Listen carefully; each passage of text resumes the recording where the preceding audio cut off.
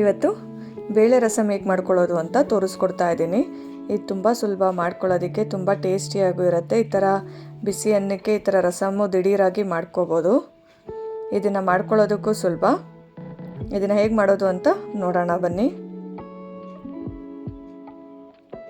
ನಾನಿಲ್ಲಿ ಕುಕ್ಕರ್ಗೆ ಬೇಳೆನ ಸೇರಿಸ್ಕೊತಾ ಇದ್ದೀನಿ.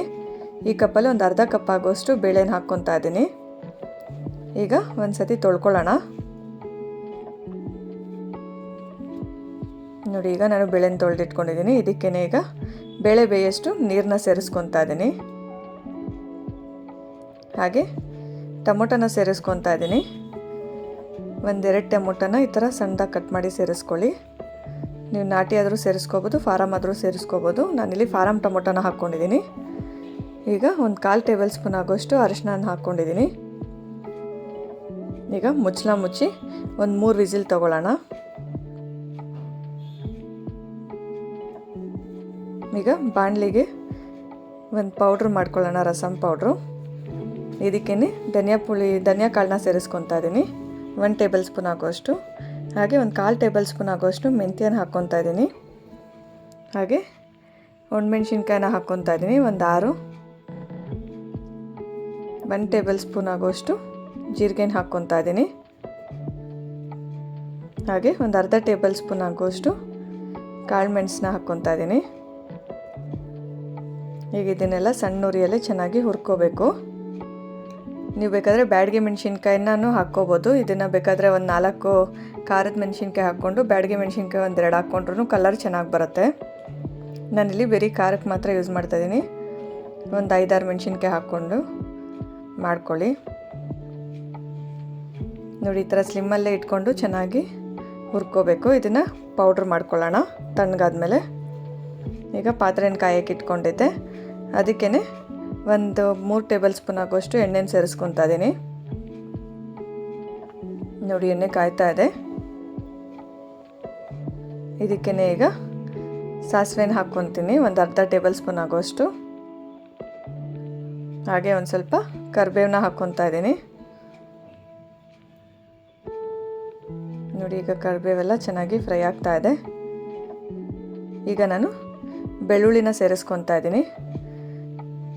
ಒಂದು 8 ಬೆಳ್ಳುಳ್ಳಿನ ಈ ಥರ ಜಜ್ಕೊಂಡು ಸೇರಿಸ್ಕೊಳ್ಳಿ, ತುಂಬ ಚೆನ್ನಾಗಿರುತ್ತೆ. ಹಾಗೆ ಒಂದು 3 ಹಸಿಮೆಣ್ಸಿನ್ಕಾಯಿನ ಹಾಗೆ ಹಾಕ್ಕೊತಾ ಇದ್ದೀನಿ. ನಾವು ಆಲ್ರೆಡಿ ಪೌಡ್ರಿಗೆ ಹಾಕ್ಕೊಂಡಿದ್ದೀವಿ, ರಸಮ್ ಪೌಡ್ರಿಗೆ.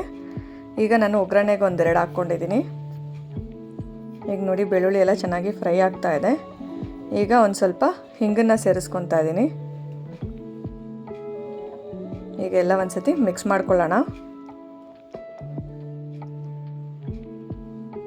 ನೋಡಿ, ಸಣ್ಣ ಉರಿಯಲ್ಲೇ ಇಟ್ಕೊಂಡು ಚೆನ್ನಾಗಿ ಫ್ರೈ ಮಾಡ್ಕೊಳ್ಳಿ. ಈಗ ನಾನು ಬೇಳೆನ ಸೇರಿಸ್ಕೊತಾ ಇದ್ದೀನಿ. ನೋಡಿ, ಒಂದು 3 ವಿಸಿಲ್ ಬೇಳೆನ ಕೂಗಿಸ್ಕೊಂಡು ಈ ಥರ ಸ್ಮ್ಯಾಶ್ ಮಾಡಿ ಸೇರಿಸ್ಕೊತಾ ಇದ್ದೀನಿ. ಈಗೆಲ್ಲ ಒಂದು ಸತಿ ಮಿಕ್ಸ್ ಮಾಡ್ಕೊಳ್ಳೋಣ. ಇದಕ್ಕೇ ಈಗ ನಾನು ನೀರನ್ನ ಸೇರಿಸ್ಕೊತಾ ಇದ್ದೀನಿ. ರಸಮು ನೀರಾಗಿದ್ರೇ ಚೆನ್ನಾಗಿರುತ್ತೆ ತಿನ್ನೋಕ್ಕೆ, ತುಂಬ ಗಟ್ಟಿ ಮಾಡ್ಕೊಳ್ಳೋಕೆ ಹೋಗಬೇಡಿ.